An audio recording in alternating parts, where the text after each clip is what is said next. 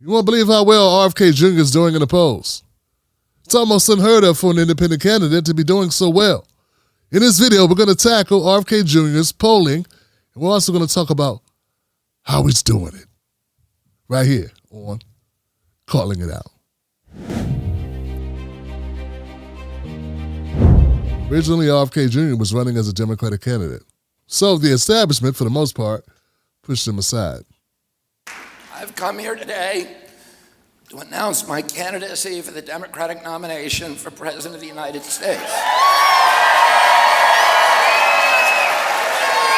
But then he flipped it. He went independent. We declare independence from the corporations that have hijacked our government. And we declare independence from Wall Street, from big tech, from big pharma, from big ag, from the military contractors and their lobbyists. And we declare independence from the mercenary media that is here to fortify all of the corporate orthodoxies from their advertisers and to urge us to hate our neighbors and to fear our friends. And we declare independence from the cynical elites who betray our hope and who amplify our divisions. And finally, we declare independence from the two political parties.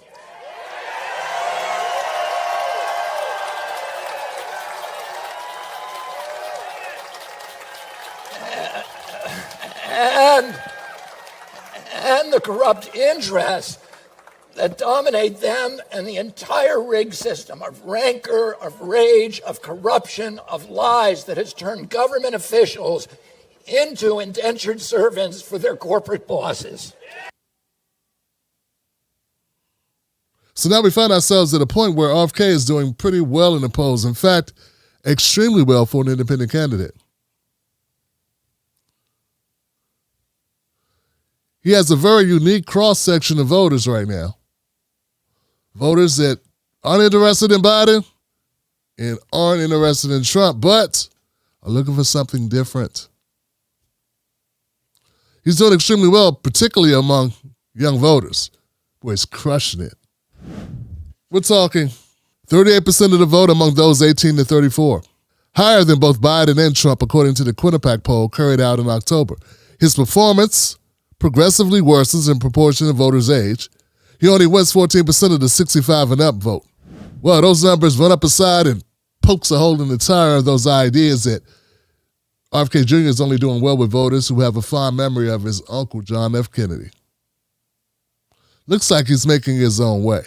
That same poll found that RFK Jr. did better with black and Hispanic voters than white voters, which brings us back to his father, who did well with non-white voters during the Civil Rights era. And we look a little further at the polling with Biden, Kennedy, Trump, and West. It looks like this. Joe Biden's at 56% of the black vote, followed by Trump at 15%, West at 13%, and Kennedy at 13%. You feeling me now, right? So, how is RFK doing it? How's this happening? We're going to talk about that, and we're going to talk about what the Democrats are going to try to do to stop him. Let's first talk about how he's doing it. One of the ways that RFK is being very effective, and I talked to Hannah Trudeau of The Hill about this earlier today, RFK Jr. is actually sitting down with black voters and talking to them. Yeah, he's talking to them in a way that's unscripted. Yeah, he's not eating chicken dinners with them and calling that interacting. He's also not going to black churches on important moments or dates and making it a campaign opportunity. No, what he's doing is he's going to places like barbershops and just being around black people having a conversation. Like, you on digital time, you out of jail, you know what I'm saying? Like, if we want to get a condo, I can't live where I need to live at. You know what I'm saying? I can't live where I want to live. I can't live comfortably. because of what's on my record, but I already paid my debt to the side. I'm getting my own money. I got a company, but I want to stay in high rise now. Y'all want me to stay here, or whatever, whoever's still doing it. I'm figuring out like, how could it, when is it gonna ever turn over? And what would you do to make it turn over? Yeah, I mean, that's a great concern to me, but 1 out of every 3 black men right now, if we follow the current trajectory, is going to be inside a prison cell. And even if it's a short sentence, it's really a life sentence to second-class citizenship. And what I will do is work on either, I don't exactly know whether I can do this with executive order, but I may have to do it through, at least for the federal prisons, because the state prison I'm not going to have much control over. But in terms of expunging the records and pardoning people who are convicted of nonviolent crimes, particularly the drug crimes, the black prison population doubled. So we know what's going on. I'm trying to see like how it. Well, we need to expunge those records. We need to expunge the people who are nonviolent drug crime. A lot of those drugs are legal now, right? And there's people who are still being punished forever. It makes no sense. If you have marijuana, well, you know, if you have a marijuana, you should not be having people be able to look up your record and punish you and your credit rating and all this other stuff. It just. Well, it's crazy. You know, they want ex-cons to pay taxes, but then they can't vote. But then you got congressmen that are ex-cons that get elected. You can vote. You can vote as long as you don't pay. But I'm just saying though. So that's the same thing. Though. Like Florida, you can't vote. Yeah, I'm from Florida, so I know that Florida. That's a Florida law. Oh yeah. You know what I mean? And all my people that serve time there, they can't vote, but they got to pay taxes. Why is this so effective? It has to be the authenticity of just a regular conversation. It's unscripted. That's open-ended, meaning RFK doesn't know what these guys are going to say. Fathers have better rights in the court system. You know, I have to tell you, I have never thought about that issue. I paid child support, and I paid a lot for child support. But I've never, until you brought it up a little earlier tonight, it's not an issue that I consider. I think it's regulated on the state rather than the federal government. But I would love to hear what you think. This is working. So we got West, we got Biden, we got Trump. They all better follow suit. They better follow the leader on this if they want to get a good portion of the black vote. Because RFK, he figured it out. Had the conversations, meet with women, meet with black men. I'm assuming he's going to double back, meet with Latino men, meet with Latino women, Asian men, Asian women, and be focused on the issues that concern them. Don't tell them what's important to them. Actually listen. I know, right? Crazy. And let them tell you what's important. So how will they try to stop RFK Jr.? I don't know if they're going to be able to, but here goes the plan. Now, this is according to a Daily Beast article that was published just a couple days ago. It says that the Democratic Party, along with Democratic operatives, you in your mind pick out who an operative is. Those are Democratic known faces that you've seen around and on the airways and cable news, and some of them float on social media. They're going to be very critical of RFK Jr. That's the word now, because they see RFK Jr. having a spoiler effect on Joe Biden. Personally, I see that Joe Biden may have a spoiler effect on RFK Jr., Cornel West, but, they're going with the establishment, so they see it the other way. So they're going to be very critical of him. So you're going to notice attacks are going to start ratcheting up, and everything you hear them say. Before it was sort of like ignore RFK Jr., now it's going to be go at RFK Jr.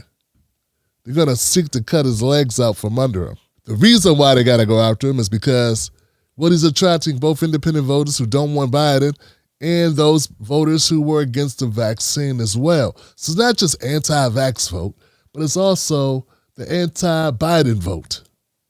Got to throw that in there, because that's a real thing. And that's across the spectrum. And he's doing it in real time. There's a Democratically aligned super PAC called the American Bridge 21st Century, and they're going to be aiming at RFK. They see him as a priority target that must be taken out. They're going to try to sink his battleship with targeted ads, especially in Michigan, where Biden's limping around like a stuck pig.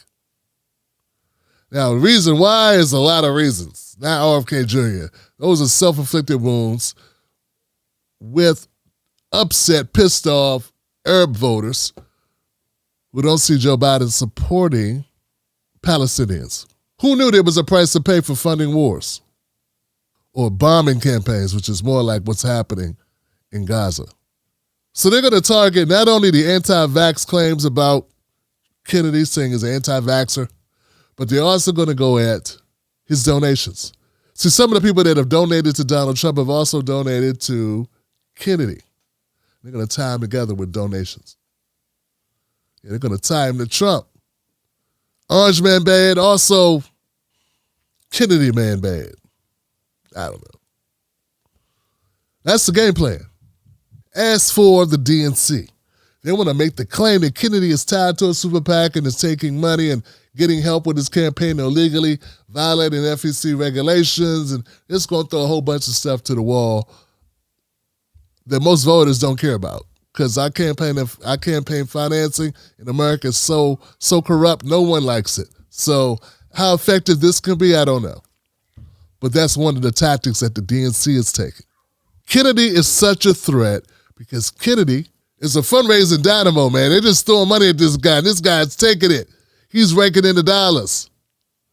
And that's why he's such a threat. They don't want to create their own opposition by giving the guy any oxygen. But Kennedy's getting oxygen, and he's also getting that paper in the form of donations, which is making it more viable. Not only are they tying Kennedy to Trump with MAGA voters, with MAGA support, with the MAGA name, but they're also going to tie him there with Trump ideology in general. So they're going to start saying if the part of their democracy that's slipping away would slip away under Trump, but it would also slip away under Kennedy. I don't know how they're going to draw this conclusion. I'm just telling what the article says the game plan is, based on their sources. The article also touched on general just fatigue of voters, just like nondescript, just tired of the Trump, tired of the Biden, and don't want to deal with it, and just looking over and seeing an option. Something else. Someone without a political track record that you can kind of put holes in. And it's right there. You know, and all the Kennedy name as well that helps, but it's also just not being Biden and not being Trump. Besides focusing on the man himself, they're going to focus on his ballot access. Can't win if you can't get on the ballot. And as it stands, Kennedy is only up in Utah.